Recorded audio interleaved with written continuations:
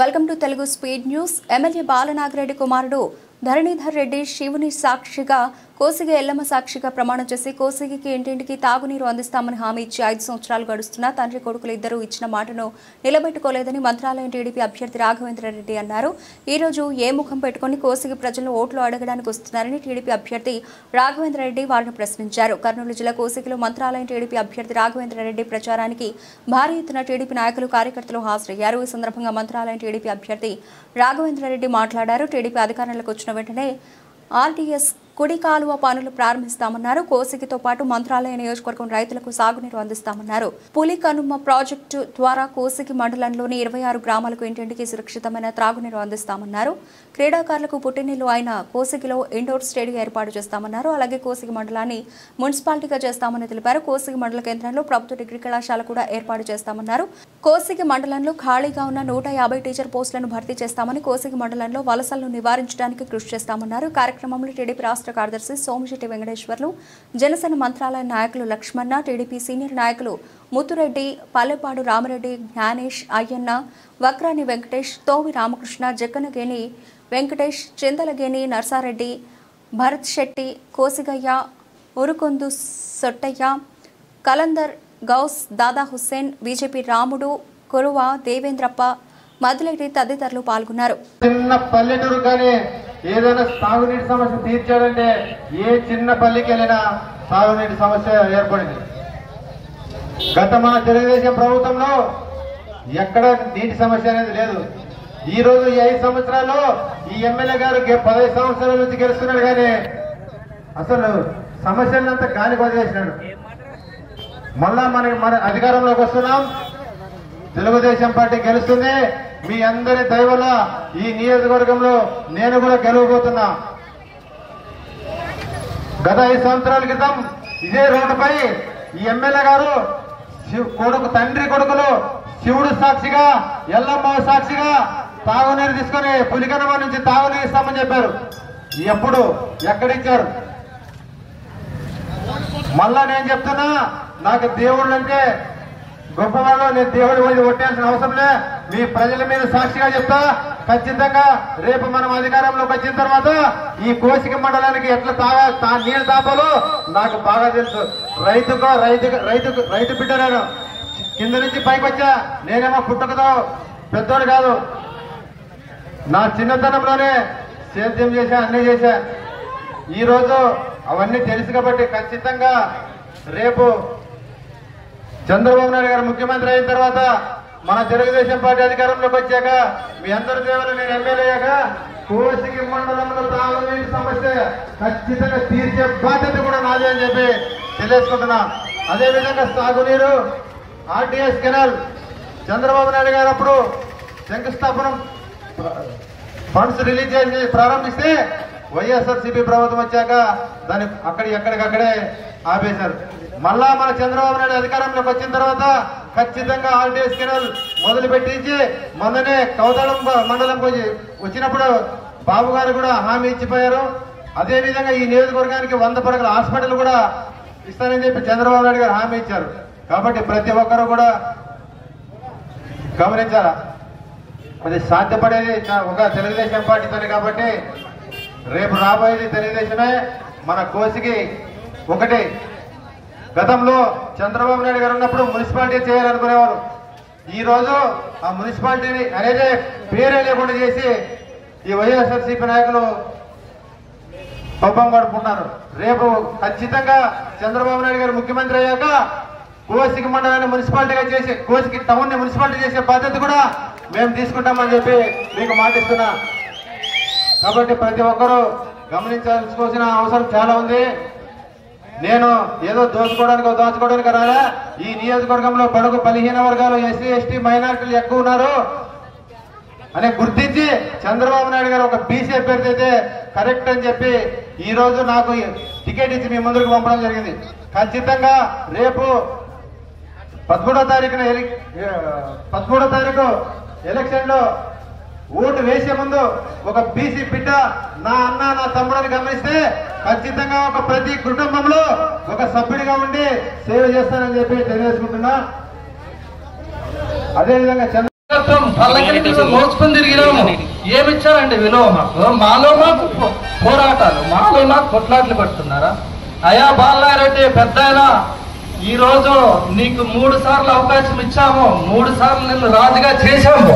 అభివృద్ధి చేయలేదని మేము బాధపడడం లేదు, చేసిన కాటికి ఓర్చుకున్నాము. కానీ మాకు స్వేచ్ఛ లేకుండా చేస్తున్నారు, సమానత్వం లేదు, నీచంగా చూసే పరిస్థితి వచ్చింది. ఒక్క లీడర్ కోసికలో ఎవరైనా సరే వైసీపీ తరఫున ఉన్న వాళ్ళు మాకు స్వతంత్రం ఉంది, సొంత నిర్ణయాలు తీసుకుంటామని చెప్తాను, మాట్లాడతాను. ఎక్కడే చేద్దాము. ఈ రోజు మా నియోజకవర్గ రాజేష్ చిన్న పిల్లోడు, ఎస్సీ సామాజిక వర్గానికి చిన్న పిల్లోడు, ఫలానా వారికి కొడయి అంటే లేదు ఏంటి నీళ్ళేమో అక్కడ కివ్వులేమో చిన్న పిల్లోడు మాట్లాడుతున్నారు. మన చేత కావడం లేదు, 80% ఉన్న వాళ్ళు మీకు చేత కావడం లేదు. ఏం చేస్తున్నాం మనం? మాట ఇస్తే రెడ్డి గొప్ప, వాళ్ళే జరిగేది, మనది ఏం జరిగేది మన చేత కాదు అని మాట్లాడే స్థితికి వచ్చాము. ఇదంతా ఎట్లా సాధ్యమైందంటే మనం బానిసత్వాన్ని వాడుకుంటున్నాం. ఎప్పుడు చైతన్యం మనలో వచ్చేది అంటే మనం ఉండాలి. మన పక్కనే ఉన్నాడు వెనక లక్ష్మణ్ గారు, ఎక్కడి నుంచో వచ్చాడు ఆయన. తెలివిగా ఎస్టీ రిజర్వేషన్ ఉంది ఆయనకి, తెలివిగా రెవెన్యూ వాళ్ళు, పోలీసు వాళ్ళు, ఆఫీస్ వాళ్ళు, బ్యాంక్ వాళ్ళు అందరితో మంచిగా వాడుకుని ఈ రోజు కోసికలు ఏ పొజిషన్ లో ఉన్నాడు తెలుసా? తెలీదా?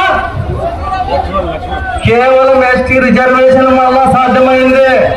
కేవలం అది మనకు వస్తుంది, అందుకు గెలిపియాలా. 1000 ఇచ్చినారా, 2000 ఇచ్చినారా, 10,000 ఇచ్చినారా, నా ఇంటికి ఎంతని కాదు, 1,00,000 ఇచ్చినా తీసుకోవద్దు. ఎస్సీ రిజర్వేషన్ కావాలా, అది రావాలంటే మనవాడు ఉండాలి చట్టసభల్లో. వాల్మీకులు, ఎస్సీ సోదరులు, పూర్వ సోదరులు, మేము బిజినెస్ చేస్తే మీ కుటుంబాలు బతుకుతున్నాయన్నా. మా నుంచి అంటే చెప్పడం లేదు, మీరు బాగున్నారంటే మేము ఇక్కడ ఉండాలా, మేము బాగుండాలంటే రాజ్యాధికారం మా చేతిలో ఉండాలి, అప్పుడే మేము మారుతాము. దయచేసి ఆలోచించండి అమ్మా, ఒక్క ఓటు వేయండి, ఒక్క ఓటు. మాకు బీసీ సోదరుడు నిలబడ్డాడు, ఆలోచించండి, ఆలోచించి నిర్ణయం తీసుకోండి. ఇంకా 4-5 రోజులు టైం ఉంది, ఈలోపు ఎన్ని ప్రలోభాలకు గురి చేస్తారో తెలీదు, కానీ గట్టిగా నిలబడండి. వాల్మీకి యూత్కున్నాడు, చదువుకున్న వాళ్ళు, యూత్ ఆలోచించగలిగిన వాళ్ళకి ఇంకో మాట చెప్తాను నేను, ఇంకా 5 నుంచి 6 రోజులు ఉంది. మీరు తినే ప్రతి ముద్ద మీ నోట్లకు ఫస్ట్ ముద్దు పోతుందంటే గుర్తుపెట్టుకోండి, రాఘవేంద్ర రెడ్డికి ఓటేయాలా. కానీ గుర్తు చేసుకుని ముద్దు దించుకోండి ఓట్లకి. ఎట్లా గొడవమో చూద్దాము. ఓడిపోతామా? ఓడిపోము. 6 రోజుల్లో 3 సార్లు తింటాము. 18 ముద్దల ముందు రాఘవేంద్ర రెడ్డి పంచలింగాల నాగరాజు అనుకోండి.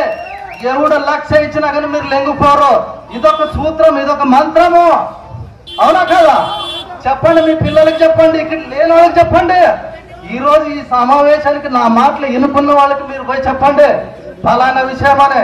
సపరేట్ గా పిలుస్తారా, రండి, ఒక గేర్లో మీటింగ్ పెట్టండి, నేను వస్తా మాట్లాడతా. ఆయన బిజీ, తినడానికి టైం లేదు, నేను తినొచ్చిన తిన్నా.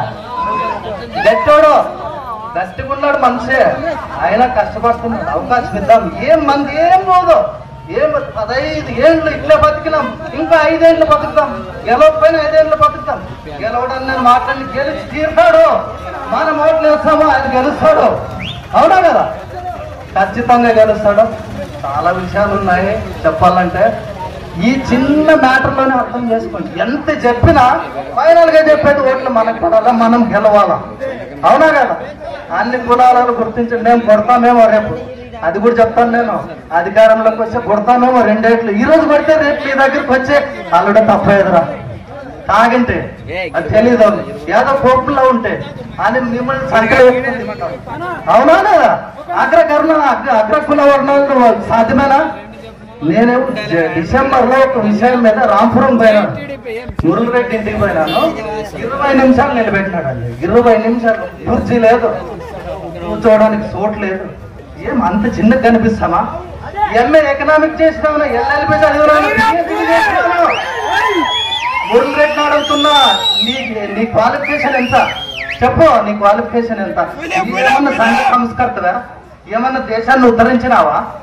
నీవు బుర్జల గుసలు మాట్లాడితే మేము చేతులు కట్టుకుని ఏమంటే సమానత్వం లేదా? ఇంత నీచంగా మమ్మల్ని చూడము. ఓ చదువుకున్న పిల్లోడు వచ్చినాడు ఫలానా చోట కుసలు అనలేకపోతున్నారు. ఎంత అహంకారం నీకే ఉందా లేదా? ఇన్ని తెలిసి ఓటు ఎట్లేస్తాం మనము? ఇంతమంది ఇక్కడ వింటున్నారు కదా, ఎవరన్నా ప్రలోభాలకు గురి చేస్తే మీరు కూడా జారిపోతారని నాకు భయం ఉంది. లేదు కదా, నిజమా?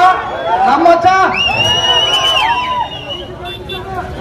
అలా ఉరుకుల నిన్ను చూసి ఎస్సీల గురించి ఒక మాట మాట్లాడతాను. మాణిక్రాజన్ అంటాను, మాణిక్రాజన్ అంటాను, సొట్టయ్యన్ అంటాను, దుప్పాయి మామ అంటాను, రెడ్డిలు అంటారా? లేదు, నీవు మామను తిరిగేస్తుంది. నీవు మామ నీయమలే మీ ఎక్కడి నుంచి ఇంటివా? నిజమే అంటాడా లేదా? ఏమన్నా చూడండి అని ఆలోచించండి. అలా బీజేపీ దౌర్జన్యం చేస్తారు, అక్రమాలు చేస్తారో, వాళ్ళు చెప్తుండే వేదమో మనల్ని అనిస్పరేస్తారని ప్రతి కులం చోట ఇదే అబద్ధాలే, ఇదే క్రియేట్ చేయము. ఒకవేళ చేస్తే తిరగబడి మా వాళ్ళు మేము అరుచుకుంటాము. దయచేసి అర్థం చేసుకోండి. ఈ అవకాశాన్ని దుర్వినియోగం చేయొద్దన్నా.